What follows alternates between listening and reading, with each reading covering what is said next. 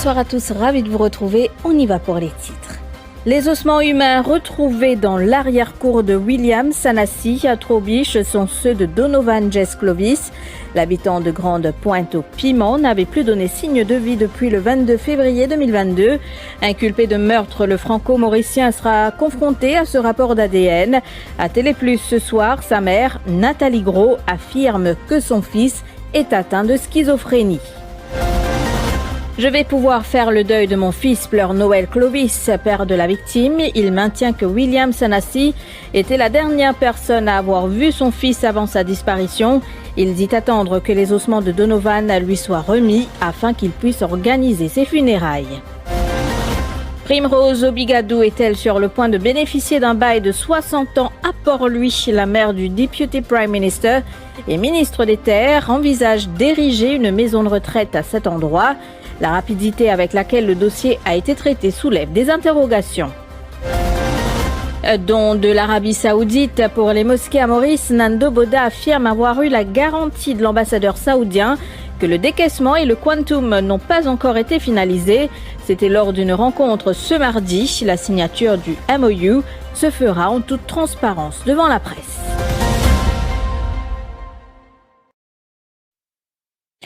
Les ossements humains retrouvés dans l'arrière-cour du franco-mauricien William Sanassi à Trobiche en novembre dernier sont ceux de Donovan Jess Clovis.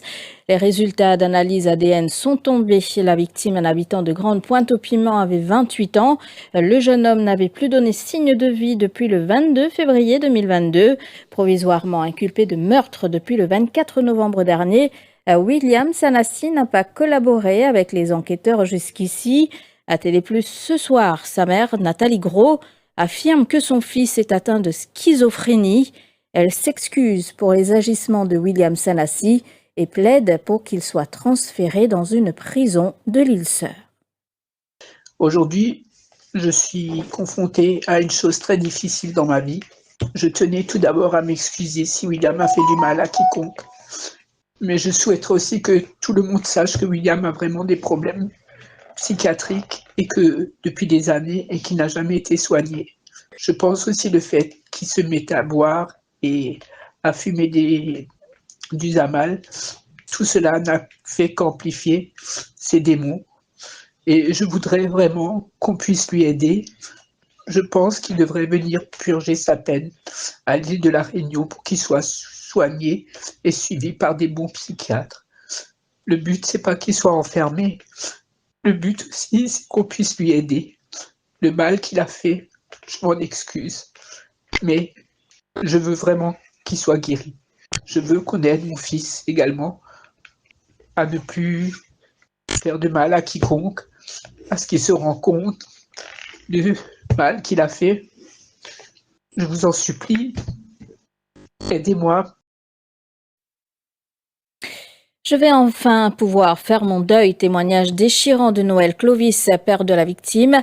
Il maintient que William Sanassi était la dernière personne à avoir vu son fils avant sa disparition. Il dit attendre que les ossements de Donovan lui soient remis afin qu'il puisse organiser ses funérailles.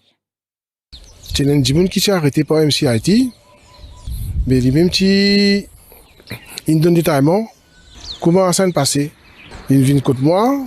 Enfin, il raconte, il vient contre moi, il prend l'île, il tire sur la vie dans la cour, il enterre dans la cour. Mais finalement, MCIT fait ce travail, il gagne sur osement dans la cour. Mais lui-même, il vient contre sur la case. Pas qu'à l'autre Djimoun. Oui, c'est lui-même derrière Djimoun, c'est William Sanassi, derrière Djimoun qui trouve l'île, parce qu'il prend l'île à aller. Il vient vers 2h l'après-midi, il prend l'île à aller. En fait, moi, je travaille dans ça là, je travaille. Comme une vision de caméra, l'hôtel des Récifs, je trouvé qu'ils ont tous les deux peut prendre 6 mètres pour chose, pour que ce soit, enfin, pour ces lits.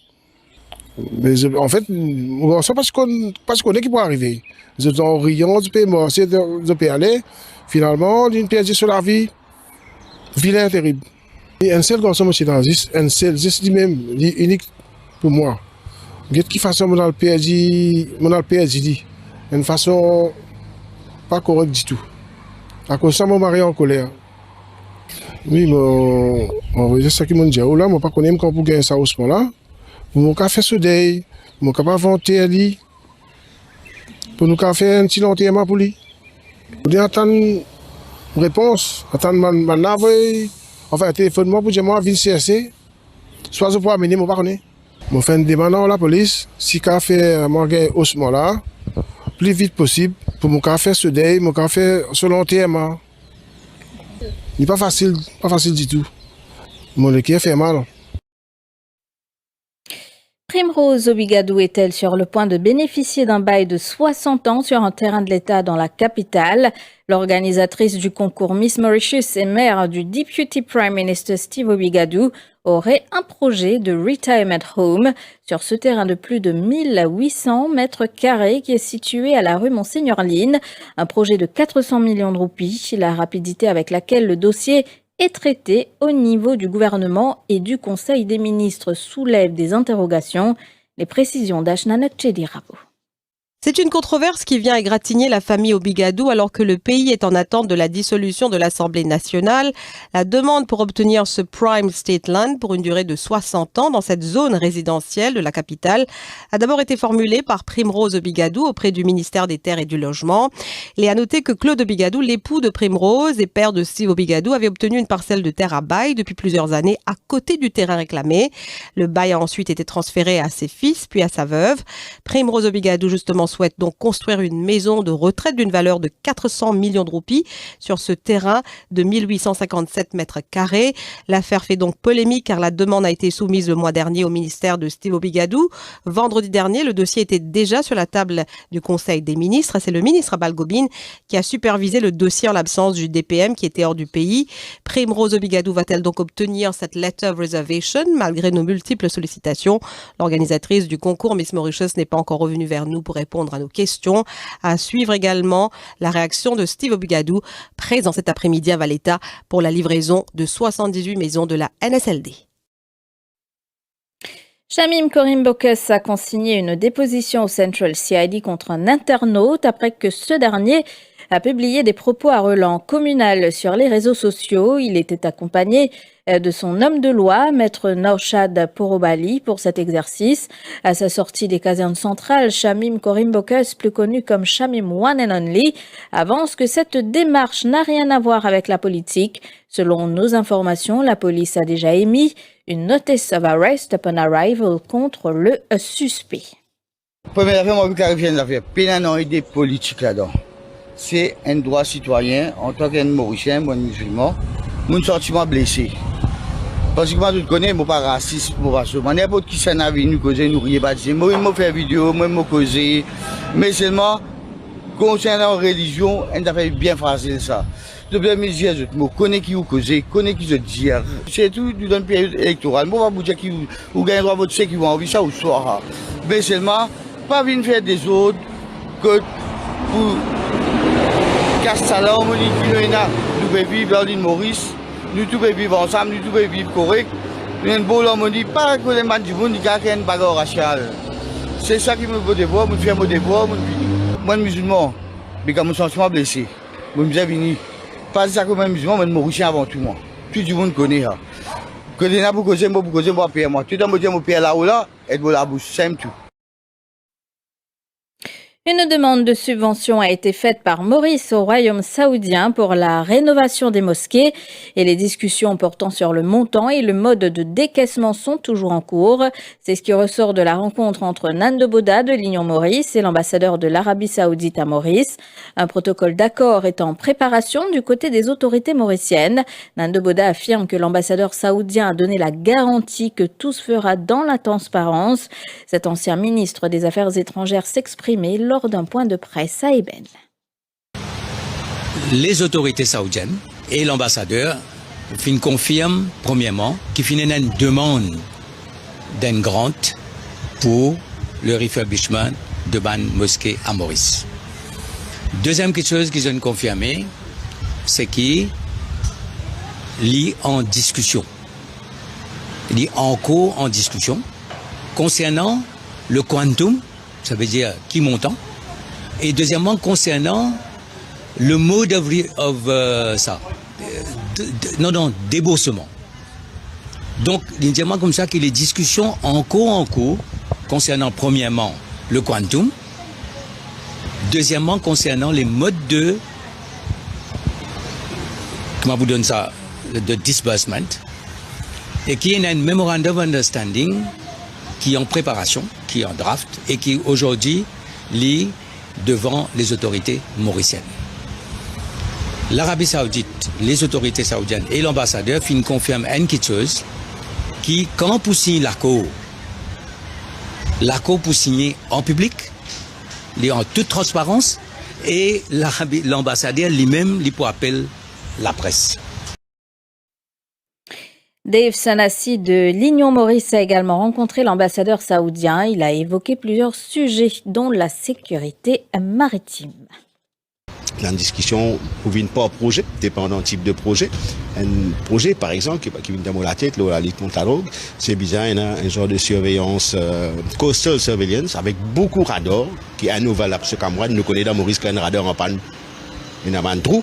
Donc, ça c'est un. Deuxième, au niveau radar en matière de satellite, qui peut venir important, qui peut aider, que ce soit la lutte contre le trafic en la drogue, mais aussi en même temps, plus ou moins les mêmes radars qui aident par rapport à l'économie bleue, par rapport à la pêche, par exemple.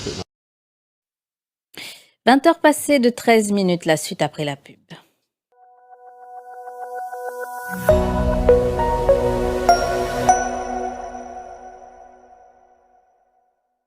Prisonnier d'une douleur au genou, mais pas prêt pour une chirurgie? L'embolisation de l'artère géniculaire de mi-haute est la solution. C'est une procédure mini-invasive, sans anesthésie générale, sans chirurgie ouverte et sans cicatrice. Appelez le 52 52 19 06 pour plus de détails ou visitez le Mi-Haute Hospitals Information Center. Libérez-vous de la douleur arthrosique au genou et retrouvez un mode de vie actif.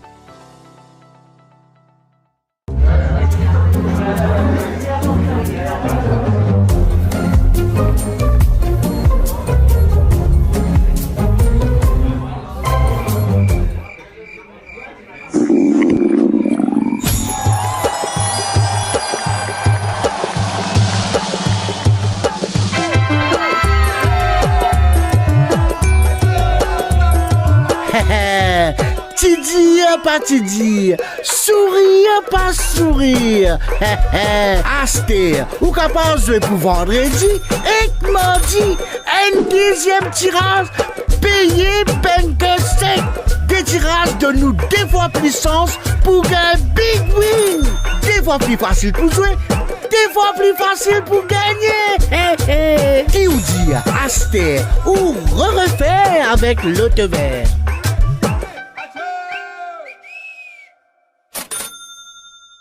Tu as ta HSC, ta SC avec un minimum de 2 credits ou la grade 9. Tu rêves de faire carrière dans le monde du design et te faire repérer dans le monde du travail. L'Academy of Design and Innovation te propose des certificats, diplômes ou degrés dans les filières suivantes: Interior Design, Fashion and Textiles, Graphic Design and Multimedia, Art and Design, Jewelry Design and Manufacturing. Les cours sont gratuits. Il y a uniquement les frais d'enregistrement et administratifs à payer. Pour plus d'infos, appelle-nous sur le 467-6277. Imagine, invente et crée ton futur avec nous.